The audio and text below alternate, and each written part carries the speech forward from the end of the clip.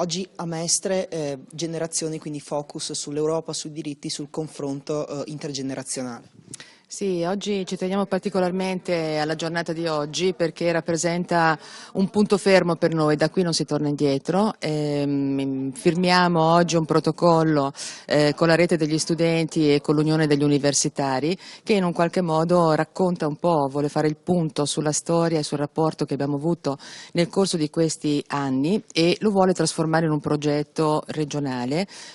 con tanto appunto di azioni previste e anche di finanziamenti legati a questa azione che ci vedranno assieme nelle scuole, nei campi antimafia, nella gestione appunto dei beni che sono stati confiscati alla mafia qui in Veneto come nei campi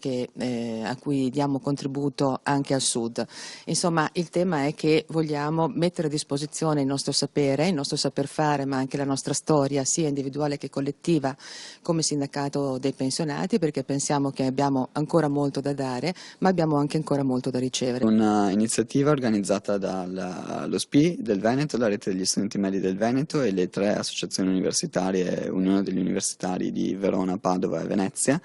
per costruire un patto intergenerazionale, perché a noi spesso è stato raccontato che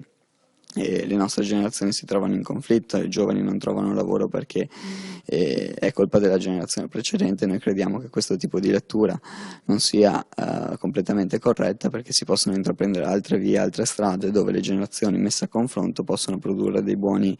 risultati. Noi oggi parleremo tanto di Europa perché in un contesto politico quale quello europeo, che vede molte divisioni, molte barriere che si stanno alzando e costruendo, noi oggi vogliamo sfatare questo mito, vogliamo riuscire a creare un percorso di inclusività e vogliamo farlo mettendo insieme più generazioni.